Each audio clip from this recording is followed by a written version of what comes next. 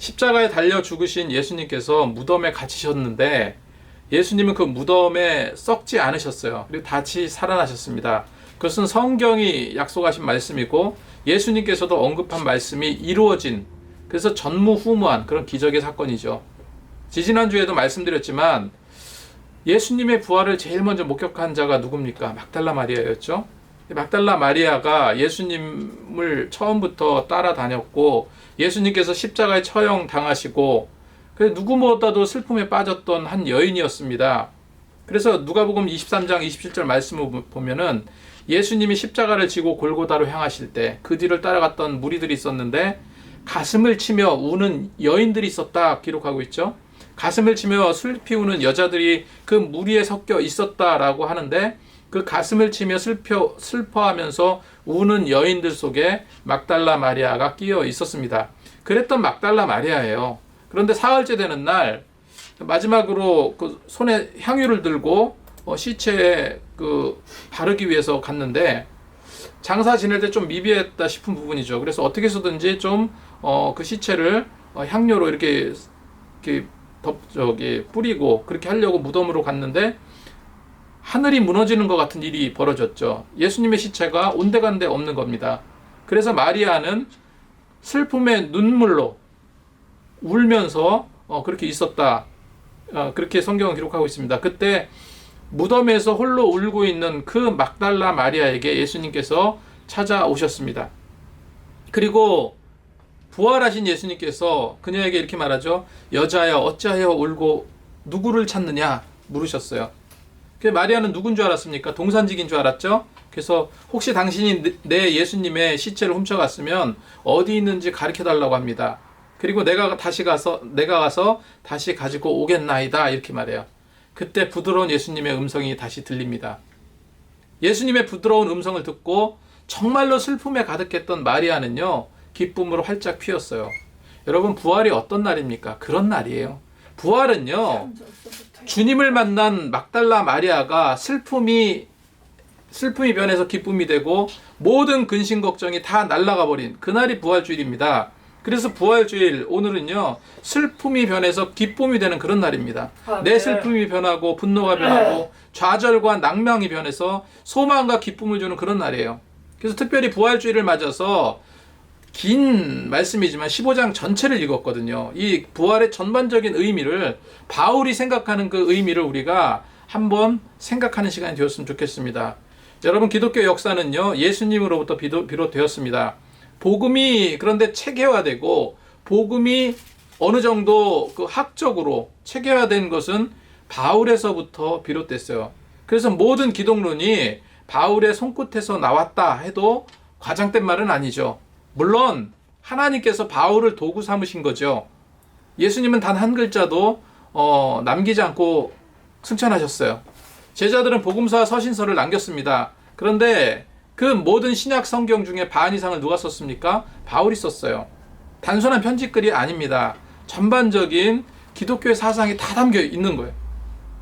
여러분, 바울하면 누구라고 알고 계십니까? 당시에 최고의 지성인이에요. 최고의 지성인이고 단지 종교적인 그런 어떤 바리새파 랍비가 되기 위한 그런 인물만은 아니에요. 모든 철학을 다 알고, 그래서 에피쿠로스 학파들과 어떻게 합니까? 토론할 정도로, 그 정도로 대단한 인물이었죠. 그리고 존경받는 그런 학식과 덕망이 출중한 바울이었습니다. 그런데 왜 그랬던 바울이 왜 그 당시에 점차로 이단으로 내몰렸던 이 기독교로 개종하고 왜 그런 일을 벌였습니까? 부활하신 예수님을 만났기 때문에 그래요. 하나님의 정의라고 생각하고 믿는 자들을 잡아 가두는 일이 그의 사명이었습니다.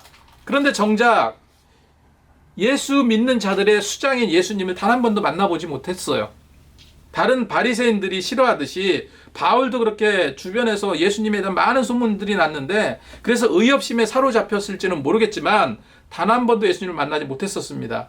그랬던 그가 적어도 믿는 자에게 공포 대상이었던 바리새인 바울이 급격한 반전을 이루잖아요. 살아생전에 일면식도 없던 예수님을 담에색에서 만난 이후로, 주님을 만난 이후로 바울은 모든 가치관이 변했습니다.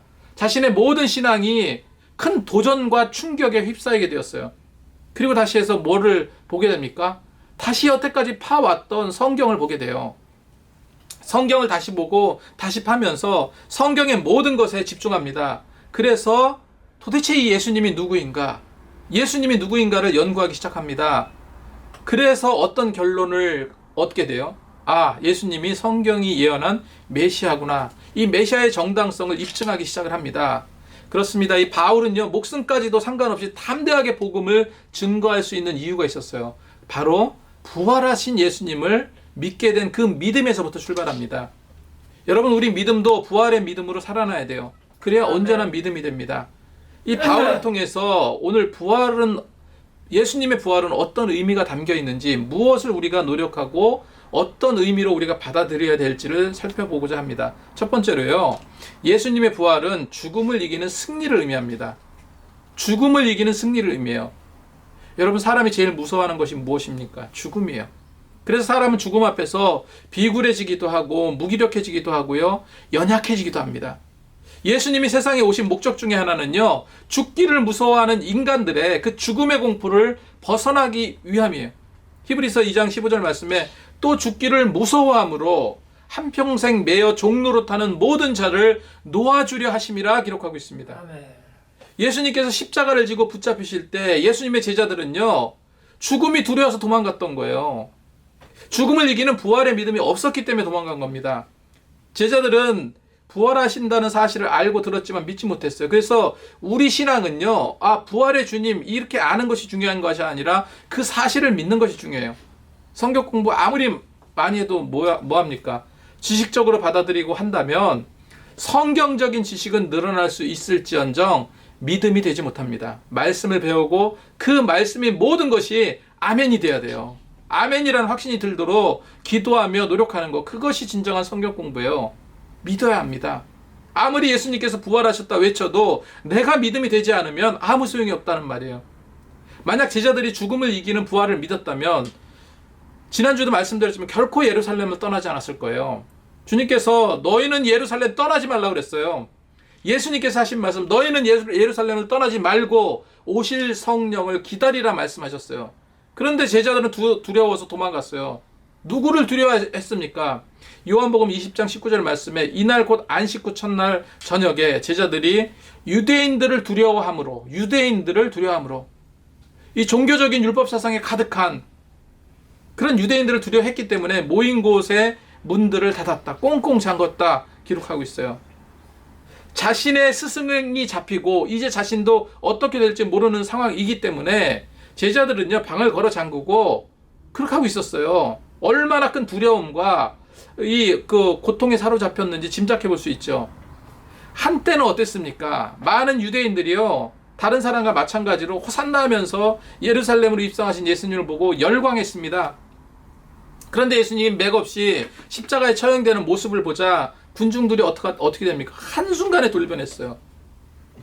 종려나무 가지를 들고 흔들렸던 그 사람들을 손에는요, 이제는 돌이 쥐어졌어요. 하지만 이 무기력한 십자가를 지신 예수님의 제자였다는 그 공포감과 두려움이 자신들을 짓눌러 왔어요. 그래서 제자는 어떻게 생각합니까? 선생도 저렇게 비참하게 죽이는데 우리를 가만두겠냐, 이런 생각이 들자 이 공포감이 밀려왔던 거죠. 그래서 두문불출했던 겁니다. 여러분, 부활의 믿음이 그들 가슴속에 있었다면 이와 같은 행동을 할 수 있을까요? 없었을 겁니다. 부활의 믿음이 이들에게는 없었기 때문에 그래요. 그런데 주님께서 먼저 찾아오셨죠. 샬롬 하면서 평강의 인사를 건네. 여러분, 인생을 산다는 것은요, 어떤 면에서 두려움 그 자체입니다. 살아있는 삶을 살다는 것 그 자체가 두려움일 때가 많아요. 세상은 어찌 보면 아름답고 좋은 세상이지만 또 한편으로 정말 삭막하고 무시무시한 곳이에요. 두려움이 있고요, 고통이 있고 언제 나를 죽일 수 있는, 내가 어떻게 죽을 수 있는 그런 상황들이 세상에 널려 있습니다. 그래서 두려움과 눈물과 고통이 없을 수 없는 곳이 세상입니다. 온갖 고난과 환난 속에 있었던 욥이 뭐라고 고백합니까? 욥기서 3장 25절 말씀에 나의 두려워하는 그것이 내게 임하고, 뭐겠습니까? 죽음이겠죠. 나의 두려워하는 그것이 내게 임하고 나의 무서워하는 그것이 내 몸에 미쳤구나라고 욥은 고백을 해요. 우리가 살아가면서 늘 이런 고백을 마음속에 품고 살아요. 사실은 욥같이 드디어 그 무서워했던 고난, 그 무서워했던 그 죽음이 이제 내게 미쳤구나, 이렇게 생각이 들 때가 있다는 거예요. 이제 어떡하지? 어떻게 해야하지? 제자들처럼 비겁하게 숨지 마시고요, 죽음을 이기는 부활의 은혜를 믿고 누리시기 바랍니다. 요한복음 11장 25절 말씀에 예수께서 이르시되 나는 부활이요 생명이니 나를 믿는 자에게는 죽어도 살겠고 무릇 살아서 나를 믿는 자는 영원히 죽지 아니하리니 아멘. 이것을 너희가 믿느냐 했습니다. 부활의 주님은요, 병의 공포에서 우리를 자유케 해주세요. 죽음의 공포에서 우리를 완전히 해방시켜 주십니다. 요한복음 16장 34절 말씀을 보세요. 세상에서 너희가 환난을 당하나, 세상에서 너희가 환난을 당하나, 세상에서 너희가 고통당할 수 있고 실패할 수도 있고 핍박당할 수 있고 우울증에 빠질 수 있고 스트레스에 빠질 수 있고 어떤 때는 슬픔을 이기지 못하고 공포에 짓눌려서 고생할 수도 있고, 그런데 주님께서 하신 말씀 뭡니까? 그럴 수도 있고 그럴 수도 있고라고 이야기하지만 다음에 하시는 말씀이 뭐예요? 담대하라, 담대하라, 내가 세상을 이기었노라. 우리가 모든 상황 속에서도 담대할 수 있는 이유는요, 이 한 가지예요. 예수님께서 세상을 이기셨기 때문에, 예수님께서 부활하셨기 때문에. 여러분, 예수님이 잡히시던 날 베드로도요, 죽기 무서워했습니다. 그래서 멀찍이서 예수님을 쫓아갔어요. 그러면서 죽음의 공포가 그에게 덮치자 예수님을 모른다고 3번이나 부인하잖아요. 죽지 않기 위해서 그랬던 거예요. 왜 그런 비겁한 짓을 했습니까? 죽지 않기 위해서, 죽음이 두려워서. 그래서 주님은요, 죽음의 권세를 무너뜨리고 예수님께서 세상에 오신 겁니다. 예수님께서 십자가에 달려 죽으심으로, 달려 죽으시고 부활해서 무덤에서 부활하신 이유 중에 하나는요, 죽기 무서워하는 우리에게 그 죽음의 공포를 놓아주려 하신 겁니다. 반면에 바울은요, 바울이 어떤 자였습니까? 예수님을 만난 이후에 죽음을 이기는 부활의 은혜를 믿고 누렸던 자예요. 바울이 그 많은 어려움, 고난, 막 기절해서 죽었는 줄 알고 성 밖으로 내버리기도 했잖아요. 그런 죽음 가운데서 당당할 수 있었던 그 이유가 무엇이겠습니까? 바울은요, 죽음 너머에 그 부활의 승리를 알고 믿었어요. 예수님의 부활을 통해서 죽음의 그 무서움에서, 그 죽음의 멍에를 벗어날 수 있음을 믿고 확신했기 때문에 당당할 수 있었습니다. 여러분, 오늘이 어떤 날이라고요? 그런 죽음의 해방을 이룬 날입니다. 바울이 죽음의 위협과 협박을 받으면서도 당당하게 이렇게 외칩니다. 아까 읽었던 고린도전서 15장 55절, 사망아 너의 이기는 것이 어디 있느냐, 사망아 너의 쏘는 것이 어디 있느냐. 15장 첫머리에 바울은 이렇게 자기의 신앙을 고백하죠. 내가 받을 것을 먼저 너희에게 전하였노니 이는 성경대로 그리스도께서 우리 죄를 위하여 죽으시고 장사 지낸 바 되셨다가 성경대로 사흘 만에 다시 살아나 게바에게 보이시고 후에 12제자와 그 후에 500형제에게 일시에 보이셨나니 그 중에 지금까지 대다수는 살아있고 어떤 사람은 잠들었으며 그 후에 야고보에게 보이셨으며 그 후에 모든 사도들에게와 맨 나중에 만삭되지 못하여 난 자 같은, 정말 죄인의 괴수 같은 나에게까지도 주님께서 보이셨다라고 신앙 고백하고 있습니다. 이것이 복음의 핵심입니다. 바울은 계속해서 자기는 이 십자가의 주님과 부활의 주님을 직접 체험했다고 고백하죠. 고린도전서 15장 8절 말씀에 맨 나중에 만삭되지 못한 자 같은 나에게도 주님께서 보여주셨다. 여러분, 십자가와 부활을 체험하고 믿는 사람은요, 결코 죽음을 두려워하지 않습니다. 믿음이 흔들리지 않아요. 두렵지 않습니다. 천국에 대한 소망으로 넘쳐나요. 예수님께서 우리가 느껴야 될 죽음의 두려움을 대신 느끼셨어요. 우리가 죽어야 될 그 저주의 죽음을 예수님께서 대신 당하신 겁니다. 우리에겐 정말 이제는 남은 것이 없어요. 이제 완전한 해방입니다.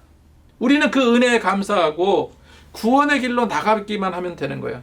그래서 고린도전서 15장 20절 말씀에 그리스도께서 죽은 자 가운데서 다시 살아나 잠자는 자의 첫 열매가 되셨도다 기록하고 있습니다.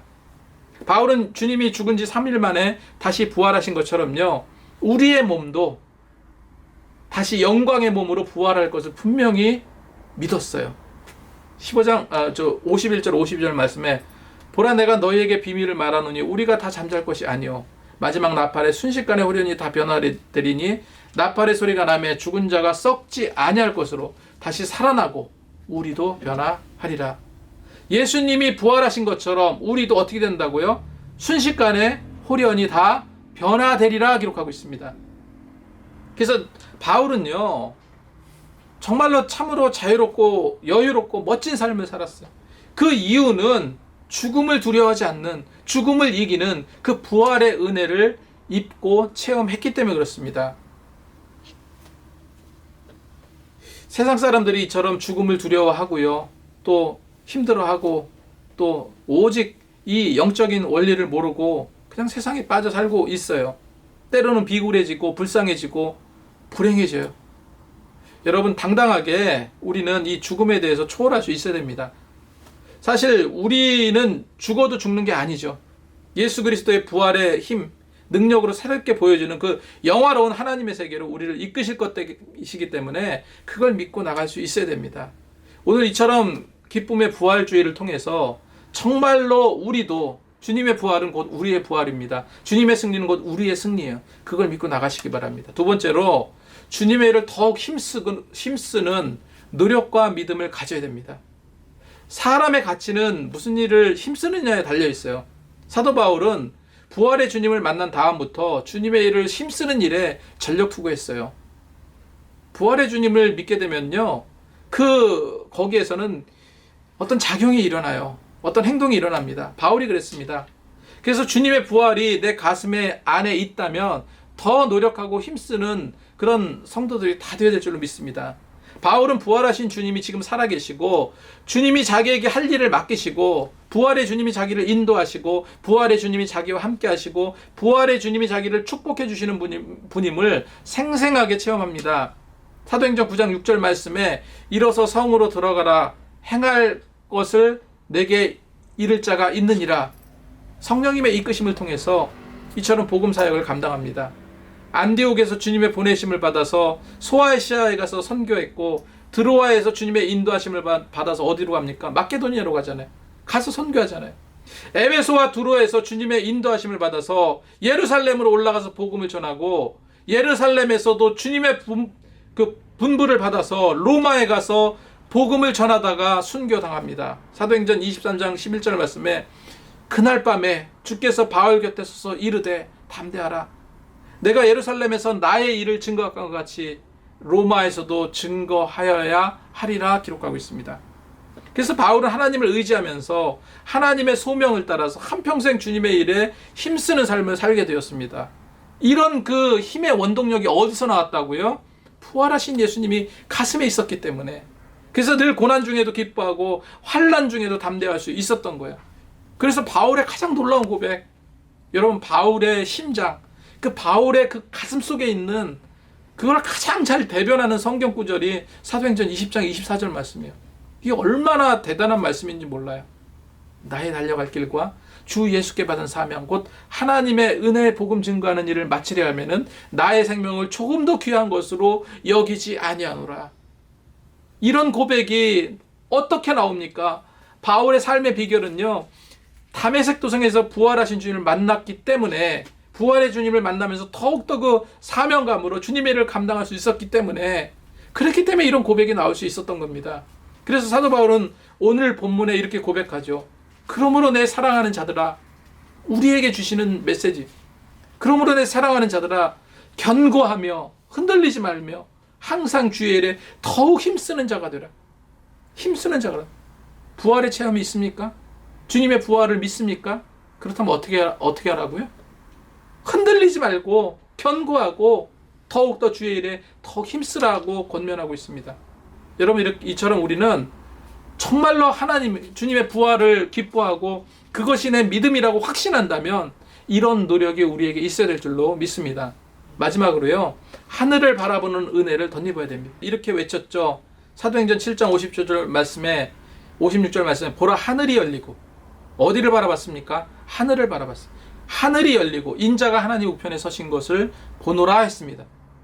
사도 바울은 인생의 최후의 결산이 어디에 있다고 믿었어요? 하늘에 있다고 믿었습니다. 하늘에서 이루어진다는 사실을 알게 되었어요. 그래서 사람의 판단이나 자기의 판단을 중요하게 여기지 않고요.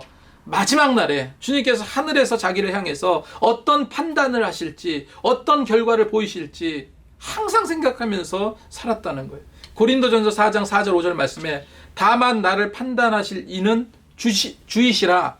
그때 각 사람들에게 하나님께로부터 칭찬이 있으리라. 그래서 바울은 천국을 사모하면서 오로지 살아갈 수 있었습니다. 고린도 후서 5장 1절과 2절과 8절 말씀을 보면 만일 땅에 있는 우리 장막이 무너지면 하나님께서 지으신 집 곧 손으로 지으신 것이 아니요 하늘에 있는 영원한 집이 우리에게 있는 줄 아나니 과연 우리가 여기 있어 탄식하며 하늘로부터 오는 우리의 처소를 덧입기를 간절히 사모하노니 우리가 담대히 원하는 바는 차라리 몸을 떠나 주와 함께 거하는 그것이라. 이런 천국의 소망을 가지고 살았다는 겁니다. 너희 수고가 주 안에서 헛되지 않은 줄 알미라. 이런 사도 바울의 이 가슴을, 그 심장을 우리가 누리며 느낄 수 있어야 됩니다. 하늘을 바라보며 땅의 일도 열심히 하지만 하늘을 바라보며 더욱더 주님의 일을 힘쓰면서 사는 사람은 행복한 사람일 줄로 믿습니다. 그런 삶이 되어야 될 줄로 믿어요. 오늘 말씀을 정리하겠습니다. 우리는 오늘 말씀을 통해서 바울이 가졌던 세 가지 믿음과 노력을 살펴봤어요. 첫 번째 무엇입니까? 죽음을 이기는 부활의 은혜를 믿고 그 부활의 신앙이 내게로 덧입혀지기를 간절히 소망합니다. 두 번째로 항상 주님의 일을 힘쓰는 노력과 믿음이 있기를 소망합니다. 부활의 주님을 믿는다면 더욱더 노력하고 힘써야 된다는 것. 세 번째, 하늘을 바라보는, 사도 바울처럼 하늘을 바라보는 그 은혜를 누리며 사시기를 소망합니다. 우리의 모든 비전은 하늘에 있습니다. 오늘은 부활주일입니다. 이 기쁨과 승리의 날, 이것이 우리의 삶으로 이어져야 될 줄로 믿습니다.